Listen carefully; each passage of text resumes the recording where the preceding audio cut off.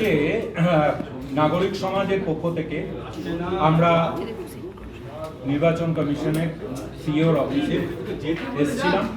বেশ কিছু বিষয় নিয়ে আমাদের মনে হয়েছে যে সমাজের বিভিন্ন অংশের মানুষ, মূলত সমাজের যারা প্রান্তিক অংশের মানুষ, তারা শঙ্কার মধ্যে আছেন। এসআইআর যে প্রক্রিয়াটি, সেই এসআইআর জিনিসটা এতটাই একটা সুবৃহৎ এবং এতটাই একটা ট্রুলি ইন্টেন্সিভ রিভিশন, খুব ইন্টেন্সিভ একটি কাজ।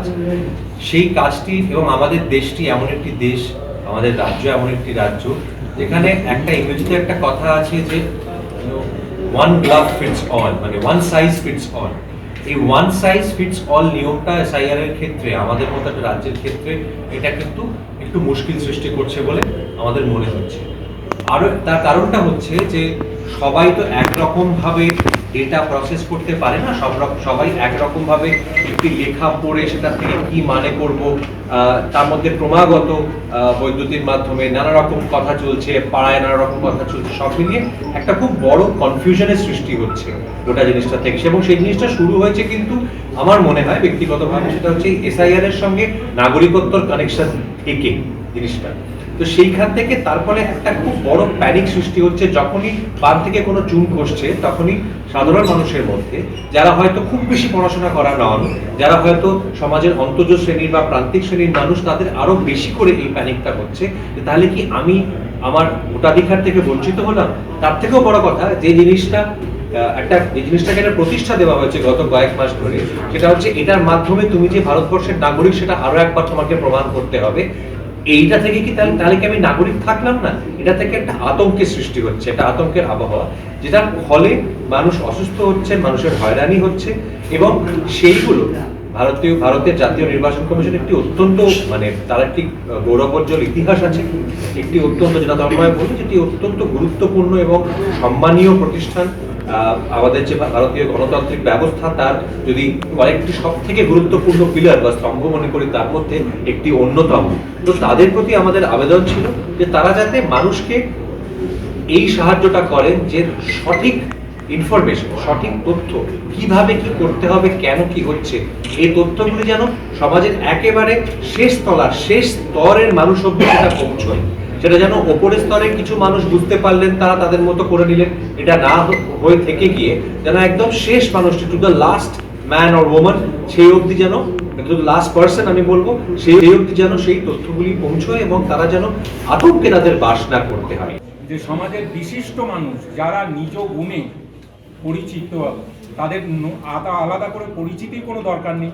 সেটা নোবেলজয়ী অধ্যাপক অমর্ত্য সেন হোক বা কবি জয় গোস্বামী থেকে শুরু করে 3 বারের সাংসদ দেব, মোহাম্মদ শামী, একের পর এক, এমনকি একজন প্রাক্তন নৌসেনাকর্তাকেও হিয়ারিংয়ে ডাক পাঠানো হয়েছে।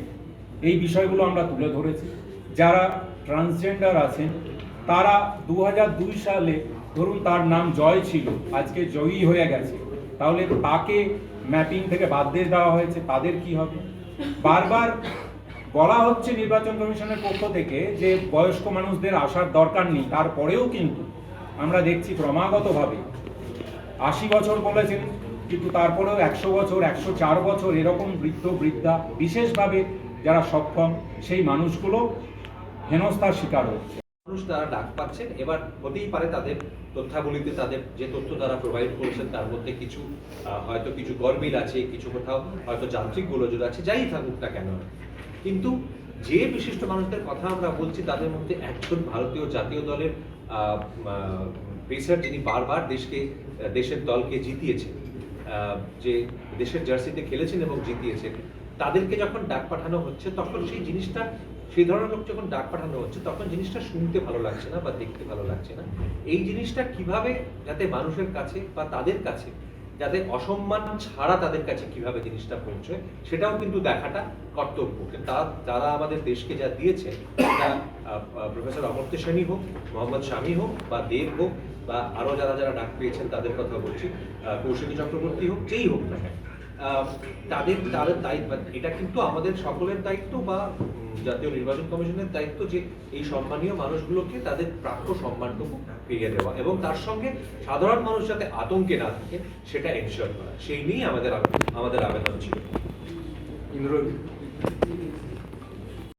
দুষ্ট কিনা সেটা অনেক বড় কথা, সেটা আবার রাজনৈতিক চর্চার মধ্যে চলে যাবে। তবে একটা কথা চোখের সামনে দেখতে পেয়েছি বা সেটা প্রত্যক্ষ করেছি, সেটা একটা ওভারঅল একটা অল্প সময়ের মধ্যে তাড়াহুড়োর মধ্যে দিয়ে কাজটা হচ্ছে, সেটা কিন্তু মানে প্রত্যক্ষ আমরা সকলেই করতে পারছি। মানে যেটা 1 বছর ধরে করা যেত হঠাৎ করে 2 মাসের মধ্যেই কেন এটাকে শেষ করতে হচ্ছে? 7,66,00,000 ভোটার, তাদের এই বিপুল সংখ্যক মানুষকে নিয়ে এত তাড়াহুড়ো করে করতে গিয়ে যে সমস্ত নির্বাচন কমিশনের সঙ্গে যারা যুক্ত তাদের প্রতিও আমরা সমব্যথী, যে তাদেরও তো কষ্ট হচ্ছে, দিন রাত তাদেরকে পরিশ্রম করে এটা করতে হচ্ছে, সেটা তো চিন্তার বিষয়।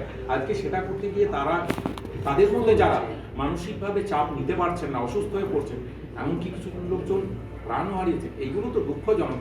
একজন স্বাধীন দেশের, আমাদের ভারতবর্ষের গণতন্ত্রের যে মহিমা, সংসদীয় গণতন্ত্রের, সেখানে এই বিষয়গুলো নিয়ে কথা বলার তো প্রয়োজন আছে, আলাপ আলোচনার প্রয়োজন আছে, সেগুলোই করা হবে। একটা বিষয় আছে